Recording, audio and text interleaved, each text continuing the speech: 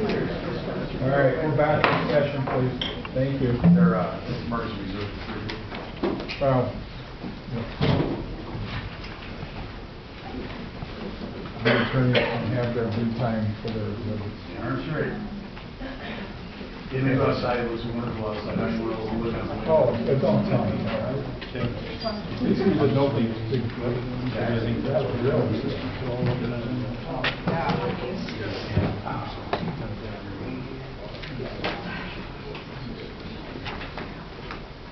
I'm retrospective. Oh no. 8 years old.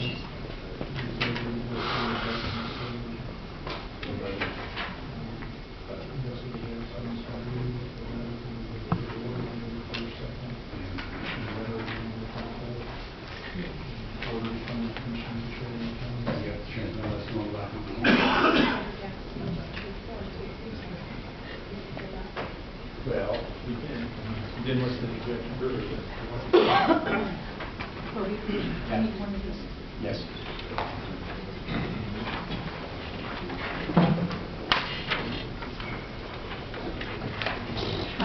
I've marked 181 through 200, and Mr. Snyder's been identifying for the record. Mr. Snyder, would you like these back, or do you want me to keep the originals? You want these on the table? Yes. Okay. You're welcome.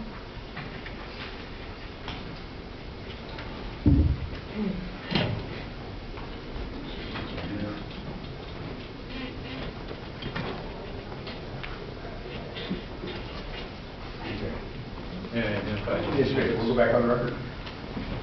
181 is the Nebraska State Patrol, Nebraska Liquor Control Commission applicant investigation review for Arrowhead Inn Inc. Exhibit 182 is the same document for State Line Liquor, Daniel and Clay. Exhibit 183 is the same document for Stuart Kozel and Jumping Eagle Inn. Exhibit 184 is the same document for Sanford Holdings LLC, DNS Pioneer Service. Exhibit 185 is an order, which on the first page indicates it's from the first day of November of 2016, but signed by Mr. Roop on November 2nd, 2016, for Sanford Holding LLC. Exhibit 186 is the same order for Clay and Daniel Bramer. Exhibit 187 is the same exhibit for Stuart Kozel. Exhibit 188 is the same exhibit for Jason Sporting and Arrowhead Inn.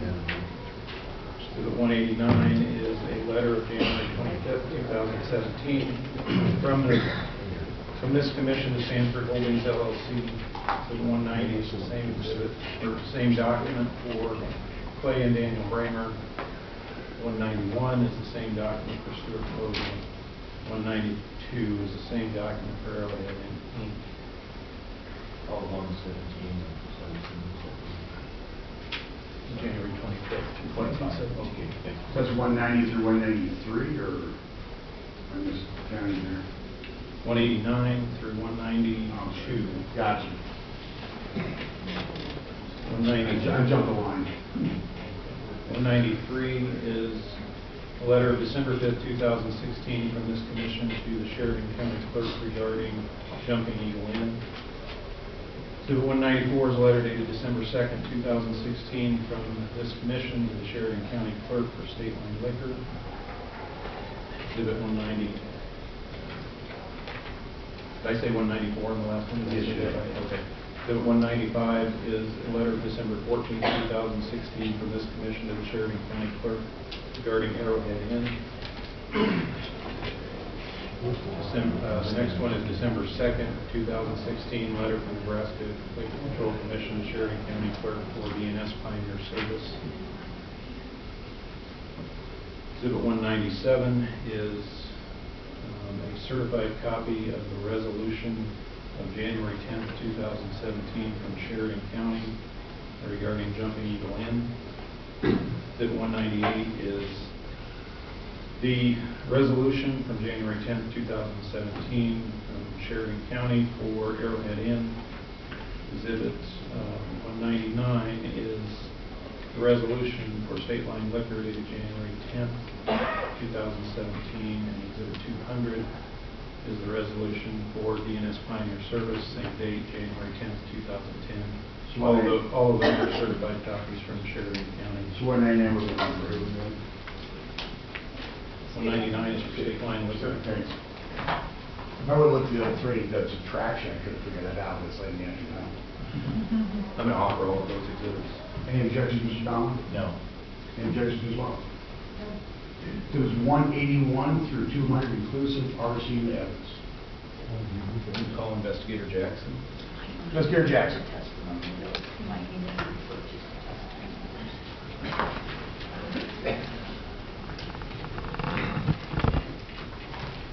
Investigator Jackson, please raise your right hand and sworn.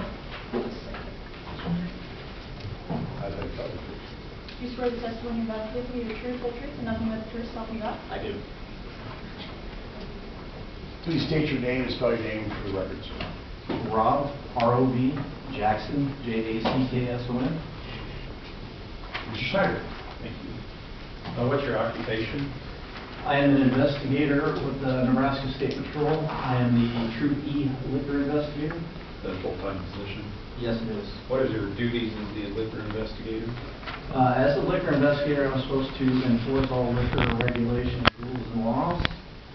For liquor establishments in the Panhandle, I also conduct alcohol compliance checks, tobacco compliance checks, and follow up on any type of complaints received against any liquor establishment. You describe briefly for the commission your employment history in law enforcement with Nebraska State Patrol. I've been a state trooper for approximately 19 years.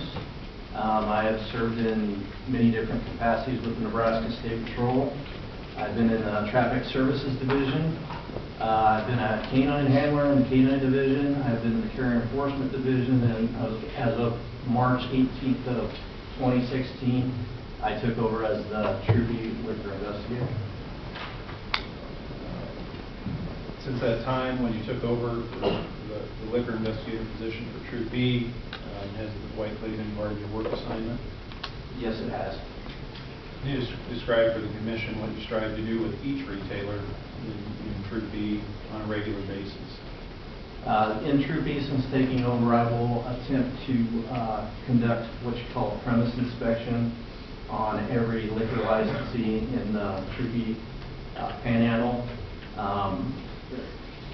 Most of them are going to get at least once a year they will have a compliance check done. A compliance check is when I hire minors to attempt to go and purchase alcohol at liquor establishments. Have you done those things for the retailers in Whiteclay? Yes, I have. How many compliance checks for sales to minors have you done? Since taking over, I have done alcohol compliance checks twice in Whiteclay. And you said you do premises inspections as well? Yes, sir. Have you done that for each of these retailers? Yes, I have. Did you do the ones that you're describing right now? Were they done in connection with the investigation review, or were they separate from that? They were separate. Okay.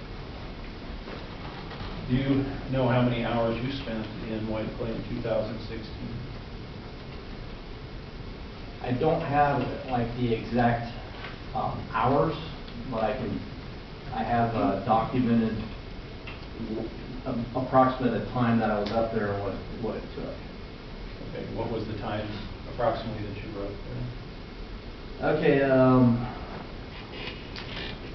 when I was originally up there last spring after taking over, I spent approximately 2 hours doing premise inspections on all 4 liquor establishments. Also in the spring, doing compliance checks.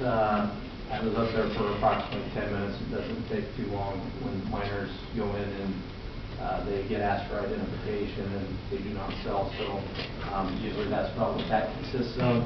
About 10 minutes for tobacco compliance checks. Also in the spring. In the fall, I was asked to to assist one particular day. I was up there on the streets for about 8 hours, and I was with several other investigators from Troop B, assisting them with asking questions about a homicide, if anybody on the street, any particular people. And then also in the fall, I did spend 2 8-hour days up there for security and transportation of the Nebraska Department of Revenue. And then I spent, the following week after that, I spent another 8-hour day for security to escort the Nebraska Liquor Control Commission auditors. There was also particularly 2 full days that were spent up assisting the Attorney General's office with security for their particular operation. And then as of around February of 2017, I did another about 2 hours of premise inspections, and I did do compliance checks as of this year on 2 of the stores in Whiteclay. Did any of the stores fail the compliance checks that you did in the spring? No. Meaning last spring? No, they did not. Did any of them fail the most recent compliance inspections? No, they did not. For the hours that you spent in Whiteclay, did you observe any violations of the liquor laws by these retailers? No, I did not. You were, as part of your duties, were you asked to do a Nebraska State Patrol and the Nebraska Liquor Control Commission investigation review? Yes, I was.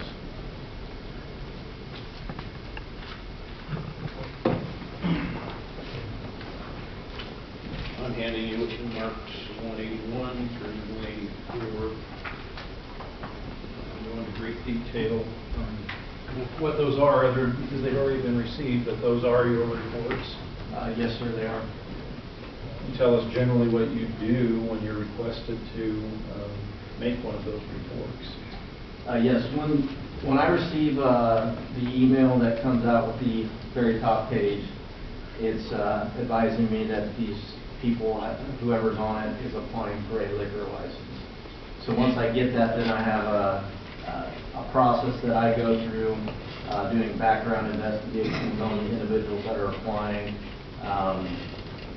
checking things such as making sure that they qualify where they don't have a Class 1 misdemeanor, that they've ever been charged, convicted with a Class 1 misdemeanor or more pursuant to certain sections of the law.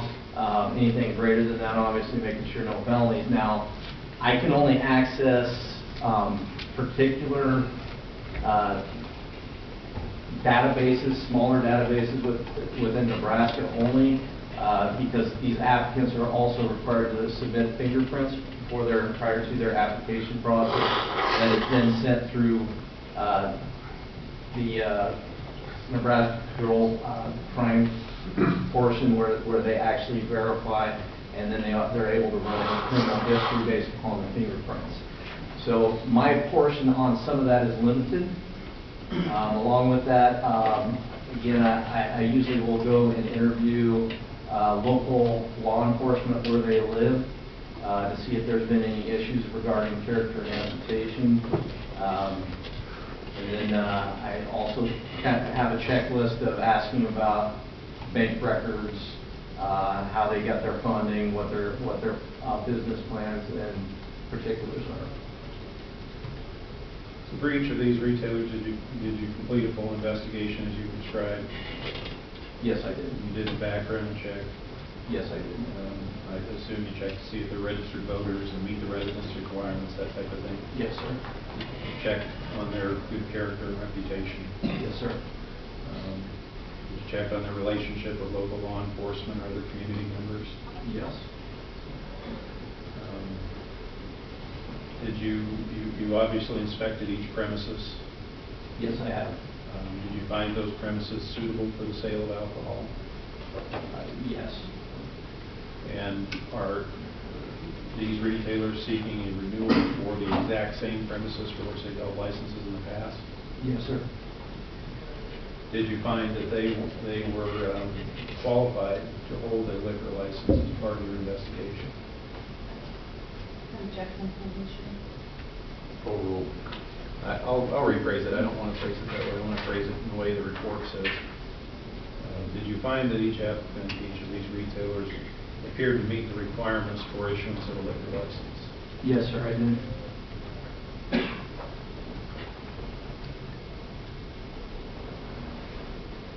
Did you find any conditions that would make any of their premises not suitable for the sale of alcohol? No.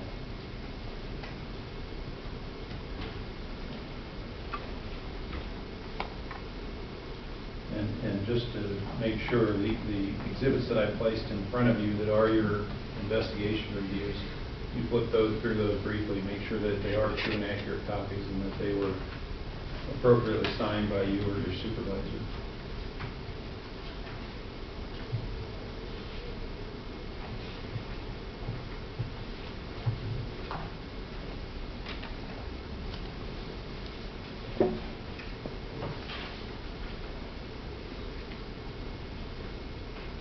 Yes, sir, they're accurate. I want to ask you briefly about Hay Springs. Are you aware of whether or not Hay Springs has any law enforcement? I'm aware that they don't have a police department. They're just for the county and law enforcement. Sheridan County is the one that is the law enforcement in that county. And do they have liquor licensed establishments that you have to inspect there as well? Yes, sir, they do. How many are there? Give me just a minute, and I'll pull it up.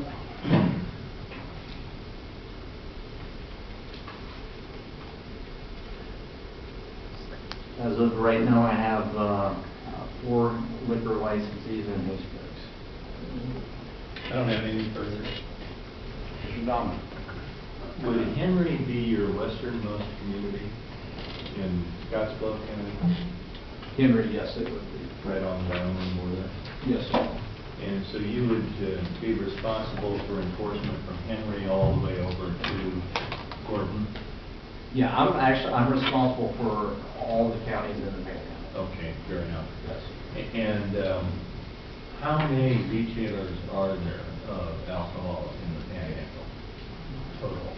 As of the count right now, and it does change from time to time with them quitting, right now my count is 276. 276. Retailers, yes. And those 276 would be spread out over the entirety of the Panhandle. Is that 11 counties? I think that's what Major Ott told us. Yep, 11 counties, yes, sir.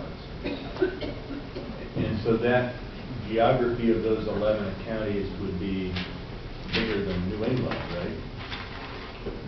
Objection Foundation. I'm going to sustain that. I guess you can make a guesstimate, but I'm not sure.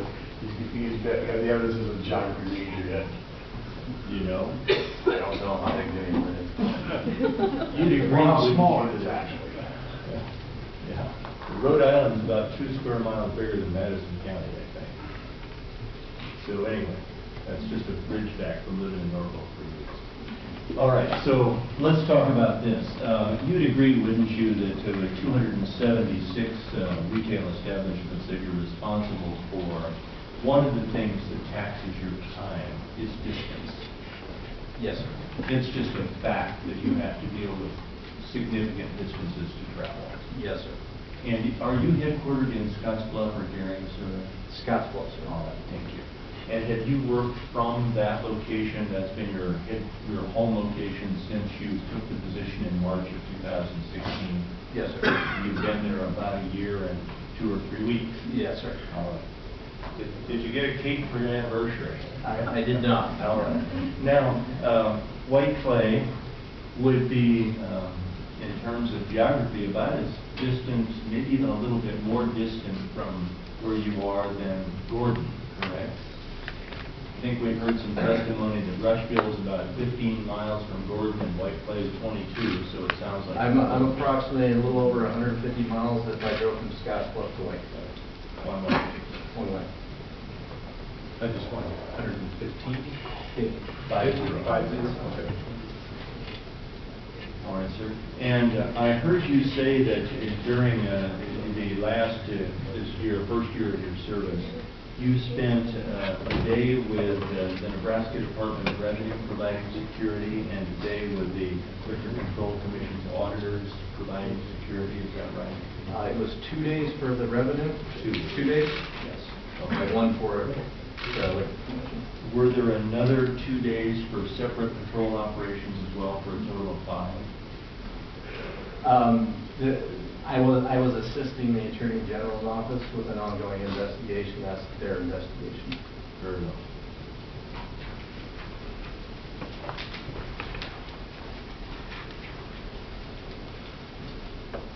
Okay, so may I ask you some questions about Exhibit 143 and one of those volumes, bound volumes, that tab numbers coincide? Yes.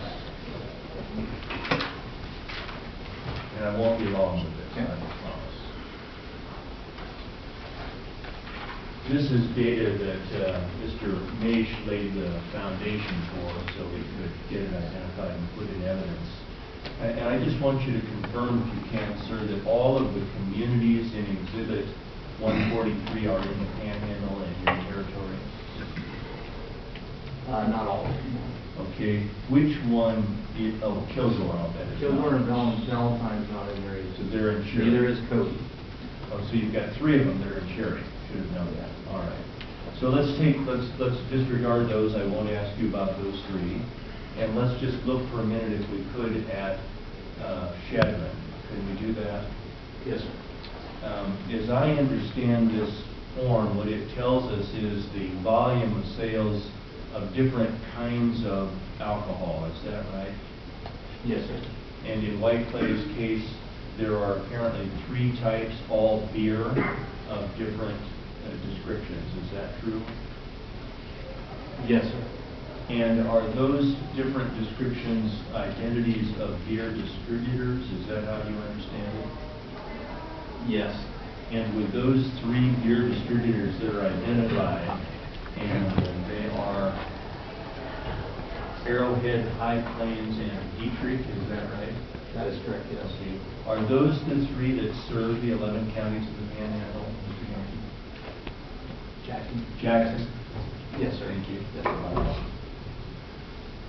You remind me of a guy from the northeast corner of the state named Yankee a lot. Okay. Well, he's got a captain named Yankee too, so it's not get too confusing. Yeah. So No, could this is you another spell guy. what you're saying, Yankee? Jahnke. Right. So as I understand this chart, just to have you help us bring it to life just a little bit for us, and I'm going to choose, because it's the easiest to isolate, let's just choose Dietrich there. Yes, sir. Is it accurate to read this with the understanding that that Dietrich, a beer distributor, would distribute the volume in gallons to Chadron that we see here, 36,275 gallons? Okay. Can you hold for a second, please? While you're addressing your exhibit, I would like It's been off the to receipt, read along so he must have- Oh, sure. with you so I can follow this rather than a bunch of numbers. We don't want to, that's all. We just want to take a look at And the that number visual. again, 143. 143. Before I ask any questions about this, just so I know, where did you say this exhibit came from? Because I mean, I better wait till the report. We've got the CD is what we've got, this report here. Do this. Right, cool. Oh, Bob's always wanting another computer. Yeah. pretty viable. 524. Okay. And you asked me a question when we were off the record, and I think your question, Mr. Jackson, was, what did I say the source for this was? yes. And I'll answer that for you again. Mr. Maish testified about it, And if I recall his testimony correctly, he said that the source was data from the Liquor Control Commission. It's from the, Yeah. what their sales. So I think that's an accurate description. That's one reason, just for the record, while we in gallons, not in broken down more than that. Right. The state maintains in gallons for taxation purposes, so that's how we deal with both. Thank you. And so just so I'm sure that we read it across correctly, the units of volume described here, gallons, the distribution would be as indicated for Mr. Dietrich, 36,275 gallons to the city of Chadron, or that Chadron reporting area. Yes, sir. And in this instance, 84,625 by that single distributor, Whiteclay, is that correct? Yes, sir. And then the same would be true up above for High Plains. You see that High Plains distributed to Chadron 7,636.88 gallons, and Whiteclay 226,391 gallons. And then at the bottom of this page, it tells us that there are 128 12-ounce cans in a gallon. Is that correct? You see that down at the bottom, second to the last line. Lower Okay. right hand Yes, corner. yes, sir. And that just, I guess, is simple division, isn't it? So I want to ask you some questions about the different types of beer, if I may, for a minute.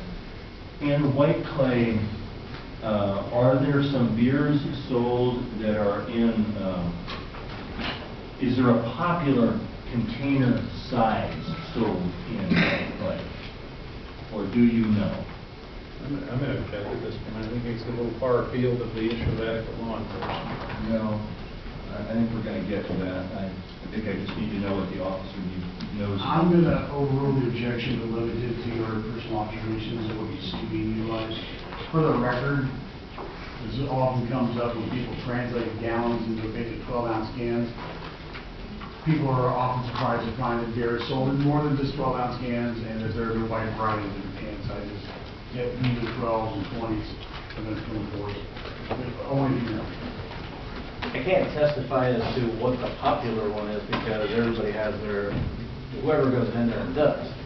What types I have seen come out of Whiteclay, I see a lot of 24-ounce cans. I also see, 12-ounce cans of Budweiser, even 24-ounce cans. A lot of them, though, that I do see that since I have seen with my own eyes when I have been up there, the majority are your 24-ounce cans of malt style liquor. And as an enforcement officer, are you aware of what the percentage or fraction of alcohol is in that particular beverage? I am, but I don't have the exact number right here in my head. Does it differ from, to use the other example you gave, Budweiser in a 12-ounce can? Is it a different fraction of percentage? Yes, it is. And do you know if it's higher or lower? Malt liquor is higher. A higher concentration? Yes. And you don't remember what it is, and that's I don't have it. I put on a PowerPoint and teach classes, and I just have that broken It's down. okay. It's all right. You don't have to carry it around in your head to make me happy. I appreciate you telling me about it. All right, so thank you very much. Now,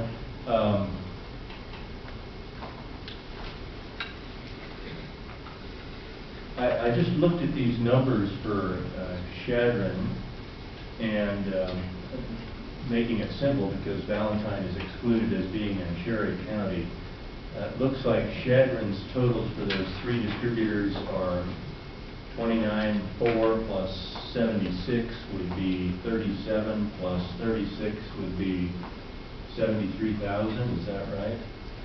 I'm going to object. This is, the exhibit's already been received. It also doesn't have to do with law enforcement. I'm going to state the objection. If there was, unless what's your point on this one? Well, my question is this.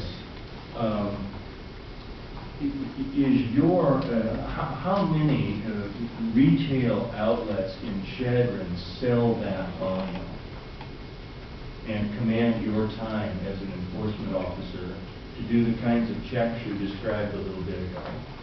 and to do the compliance exams that you described a little bit ago. I'm going to object. This doesn't have anything to do with adequate law enforcement and Whiteclay. I'm gonna overrule the objection. I think he's doing a comparison as to his workload as a liquor investigator, so I'll revoke those resources available for other people. Can you re-ask that question, sorry? I can't. How many retail outlets in Chadron do you have to assess as evaluate?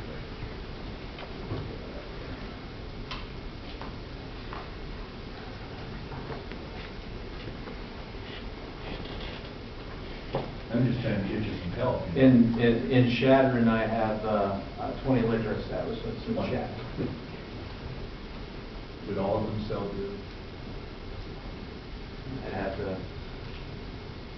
all of them have, there's a lot of different classes of license, so it'd take a while to figure that out. Okay.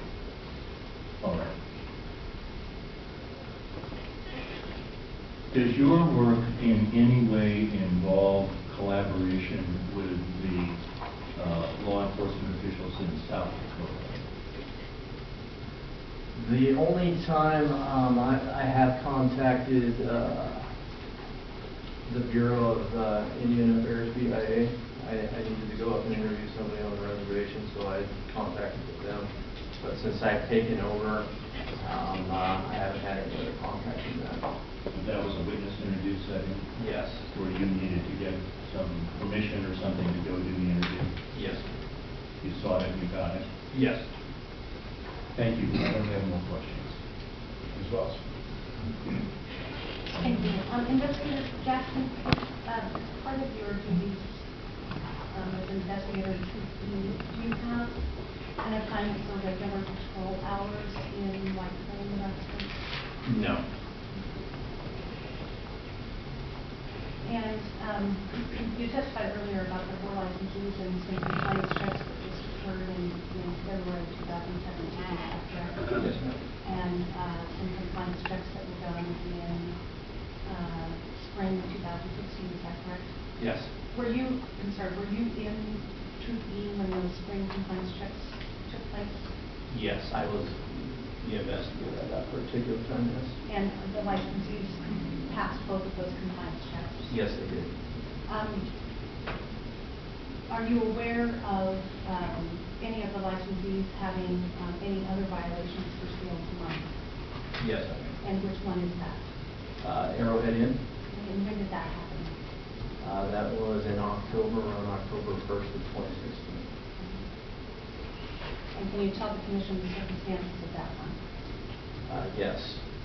I had received email around October 4th or 5th, somewhere in there, from a traffic trooper stating that he had a traffic stop of a vehicle that came out of the Arrowhead Inn parking lot. He pulled that vehicle over, and come to find out the 3 native kids that were in the vehicle were minors. And he somehow got out of them that they just went in and purchased alcohol from the Arrowhead Inn. What was your part in that investigation? My part in it was the trooper did not know how to enforce certain administrative portions of the liquor laws and what to do. So when I got the email, I made contact with the owner of Arrowhead Inn, Jason Shoring. I attempted to meet up with him. I told him what was going on, and then I also requested, I know his particular business has surveillance footage, security cameras. I requested the surveillance camera, and when I went up there, I was going to also issue the employee that sold at the particular time a criminal citation for sale of alcohol to a minor, and issue the business and administrative citation for sale of alcohol to a minor.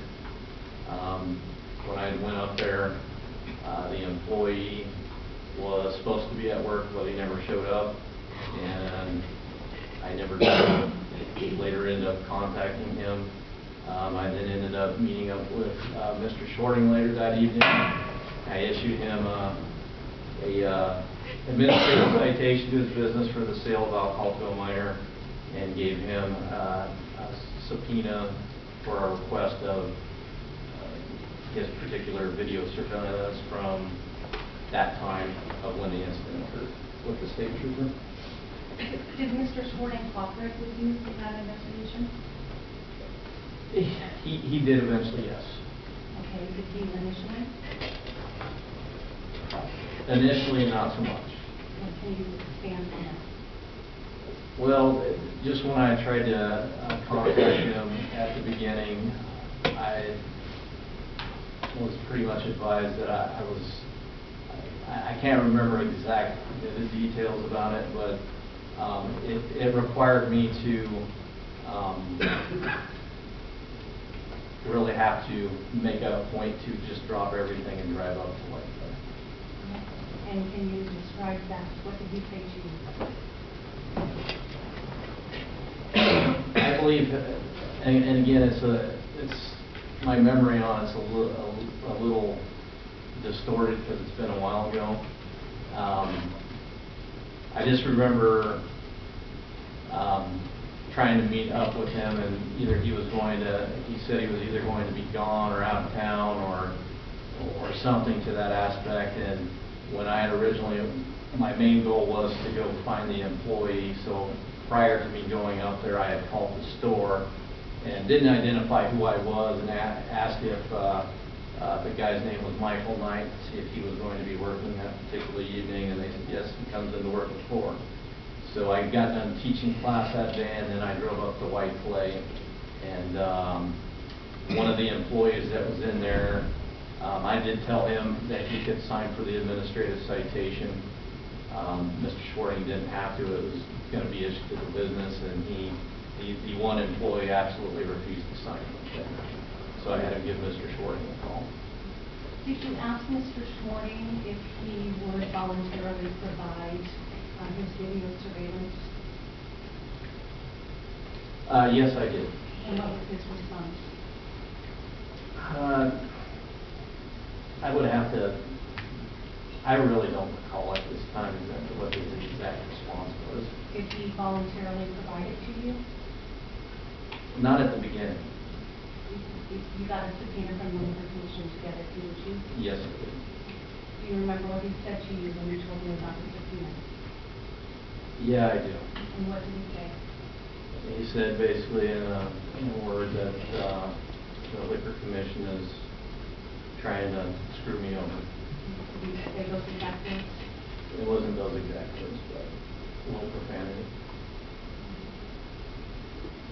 When you conducted your background investigations, this wasn't your first background investigation for an application for a liquor license, is that correct? No. Is it fair to say that this was your first for a background investigation as a result of a request for a long form application? Yes, it was. Are you familiar with those long form requests for long form applications? The only thing I'm aware of is that due to whatever circumstances, they're requiring them to reapply for their license. That's all. And what was your understanding with respect to your role in the investigations of these particular liquor license applications? I was to do it this pretty much the same way that I do every other liquor license that a new person that applies.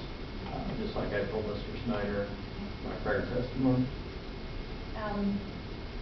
Did you have any understanding that there was a focus on looking into the adequacy of existing law enforcement? I did. That was the reason why the long form came about, and I was aware of it because it was ahead of all my applications. So when I conducted interviews during my background investigation, I conducted interviews with the other local businesses. I conducted interviews with who I could find that were residents of Whiteclay area, and I asked each store owner of the beer stores about what they felt about adequate law enforcement. So all of those questions were asked at everybody that I interviewed. Did you also interview Sheriff Robbins as well? I did. Okay. And you received some responses from the residents regarding their issues in Whiteclay and Grassley, did you not? Yes, I did. And you provided those as part of your report? I did, yes. And if, I believe you also were provided with a picture of an individual defecating on the street, is that correct? It was, yes. And that was by one of the residents who had taken the picture? Yes, ma'am. Did that resident indicate to you how long before that picture was taken? And how long before that picture was given to you was taken? Objection, hearsay. Just saying. Okay, the report is in evidence already with no restrictions. Well, it's cumulative. You can answer this question. I will rule it as, there's probably cumulative evidence, the report isn't in evidence.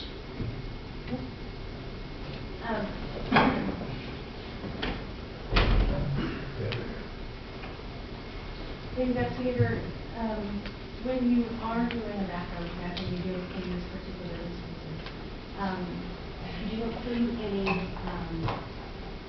information regarding pending investigations in any way? Could you say that again?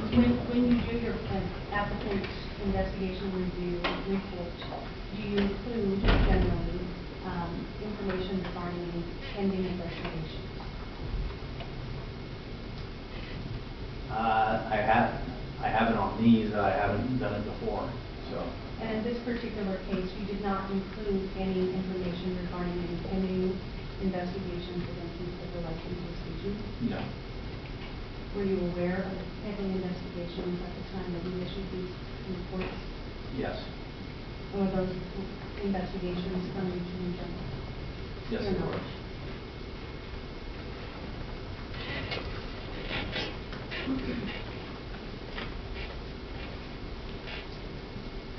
I have no other questions. Any questions for Mr. Jackson? Yeah. Mr. Jackson, I am confused because I heard you answer the question, Mr. Snyder, that you knew of no infractions. I'm hearing you now say that you did know of infractions when you did the inspections for us.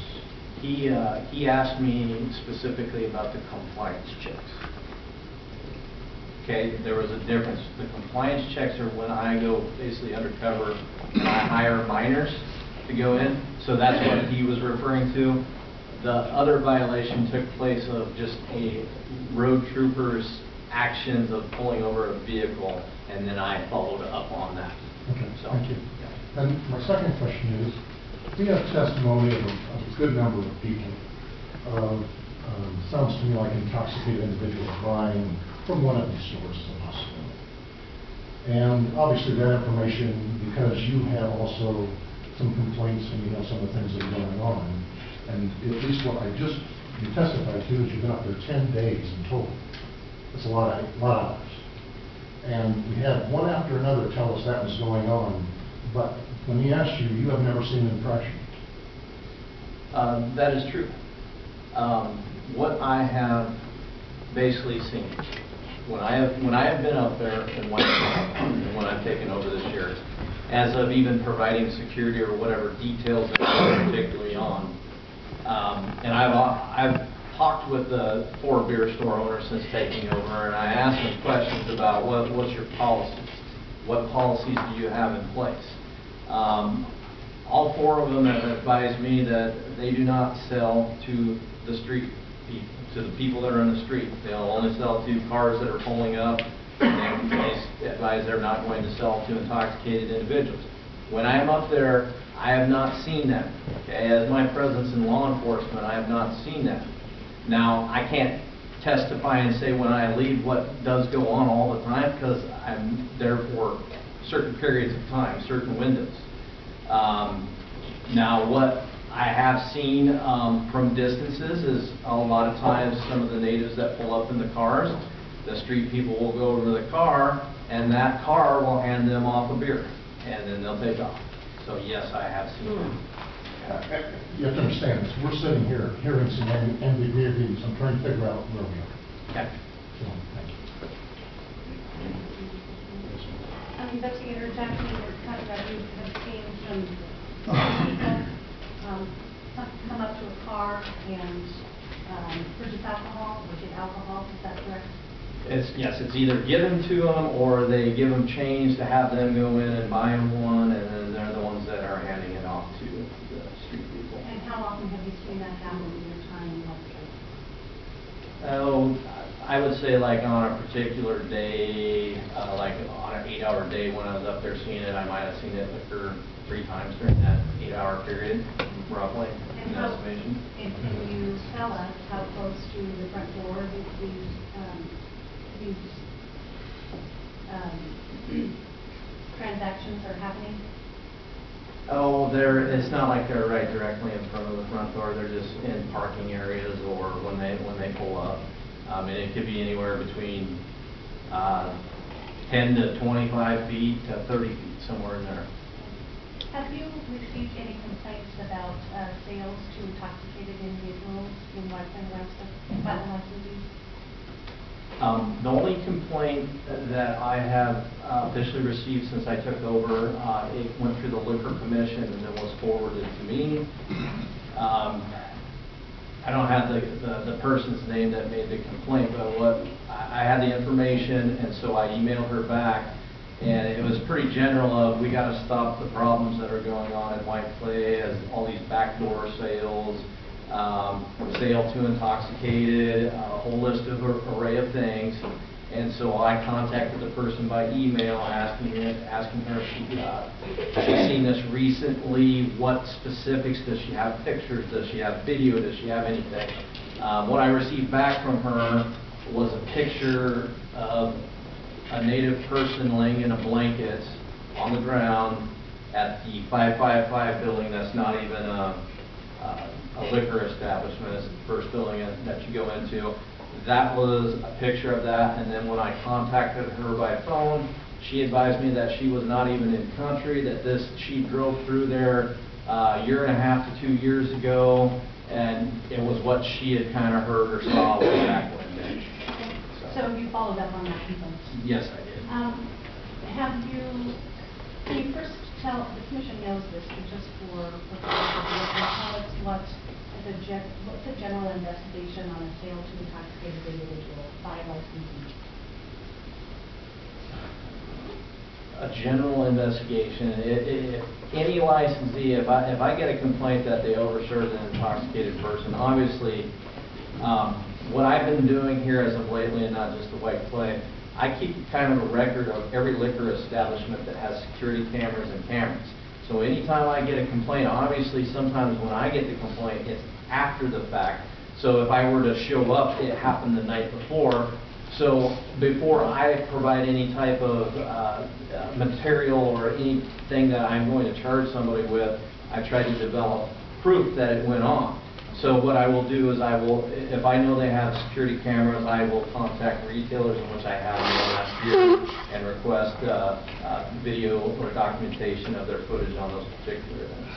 Is it fair to say that that's really the only way you can do that, is by requesting internal surveillance video? Because you're not there when it happens, right? That is correct. So have you had any contact, first of all, is this normally your job to investigate and pursue and cite liquor licensees for sale to intoxicated violations? Yes.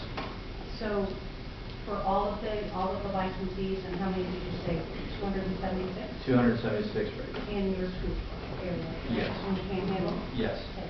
That's your job. Do you also rely on local law enforcement to be doing their own on-site inspections to make sure that liquor law violations are being followed? Yes, I would like to. And because you can't be in all of those liquor license establishments 24/7 or even close, right? That's correct, yes.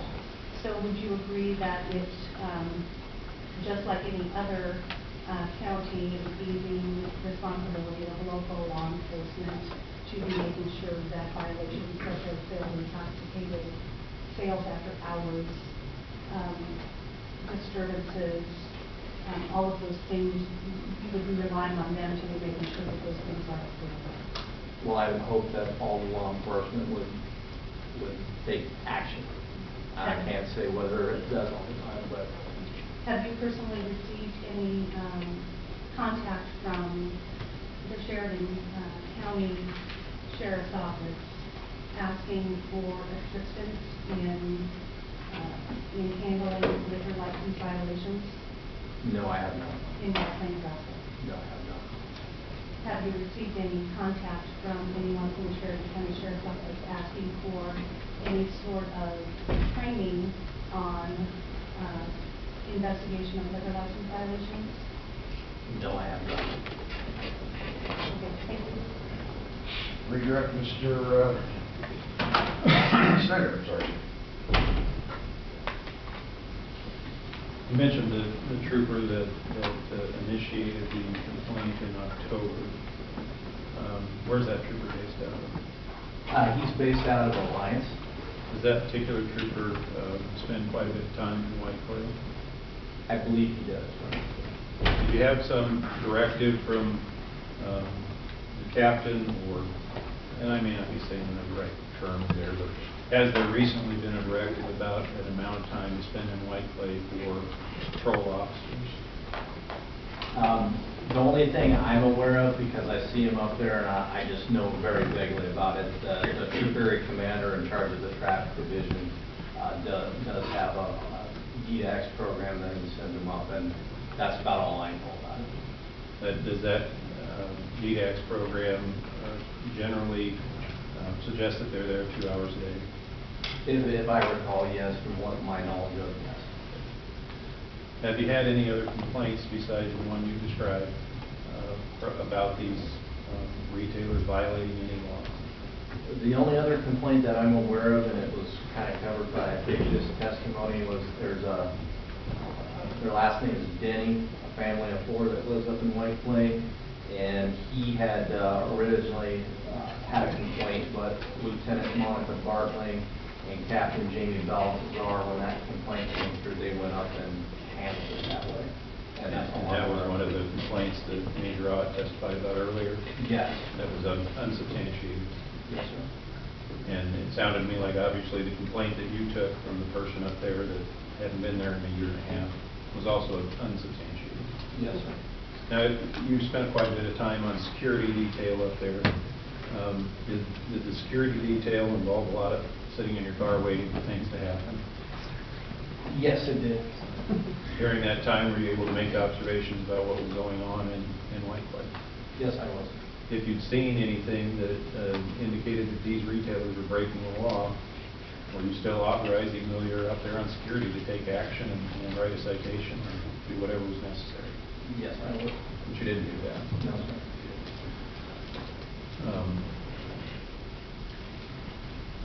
The description of street people buying or giving change to some other people, is that a violation of the law by these retailers?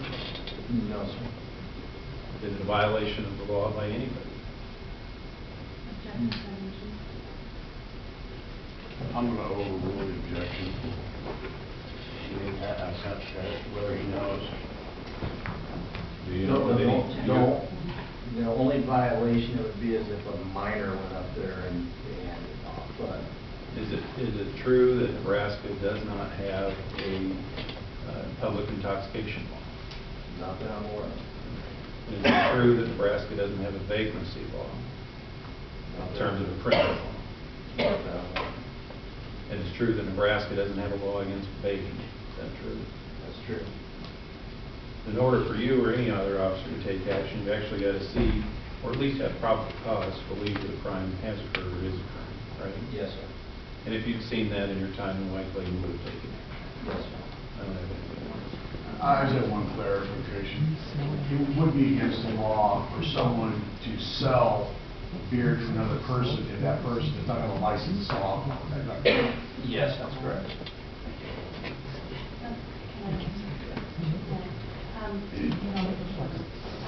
Mr. Jackson, the 3 days that you were up in Whiteclay in 2016 to provide security, were you in licensed establishments? I was in some of them, yes. And you were not conducting premise inspections at that time, you were providing security on site at that point? Yes, that's correct.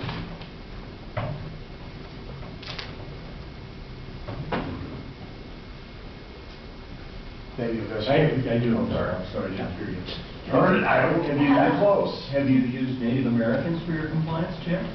What I did on the last one, it's a little difficult, but I believe the one 18-year-old kid that I had, I think he was of Hispanic, and he told me he did have some Native in him, so I sent him in. Have you hired somebody from the Lakota Nation to try this inspection process? I haven't. If I have somebody that would like to, that's underage and would like to earn some money, yes, I could definitely. So you're willing? Yes, I am. Okay, great. Glad to hear that. And would the same be true with a compliance investigation to see if there are sales to intoxicated persons? Have you used or considered using Native persons to pose for that purpose? I guess I'll, just because I understand. The ability to compliance checks for minors are specifically granted to us by the legislature. There is no such grant for us to do compliance checks with the patrol for visibly intoxicated, because when the minor goes in, there actually are a real minor, so it actually is a crime. And so having someone intoxicated, or more importantly, acting or faking that they're intoxicated, causes some issues that the legislature has not given the commission authority and control to conduct those checks. Okay, I appreciate that. By the way, when you were up there and you said you spent time in your, was it a patrol car? It's an unmarked, it's not a marked vehicle, and I'm plain clothes, so no, I didn't have a badge displaying or a uniform. 21 county license plate? Yes, sir. 61 county, isn't it? Yes, sir. Okay, and then did you see the street people there? Yeah, I mean, it varies though. I mean, it isn't always specific. It happens all the time that you see this. Sometimes you see a lot, sometimes you don't see it. Even though I haven't been up there too, I have seen, I have eyes and see stuff that even when they don't even know I'm around, I'm actively, investigating, looking at this stuff. And there's particular nights that when it gets cold, there's nobody out there. Sure. So. I'm just curious, did you see any ranchers drive up to buy beer for their hands or after work? I've seen a couple. Not so much ranchers. I've seen well, I've been in there. I've seen I don't know whether you work for a cable company or whatever, but I've seen very limited. But yes.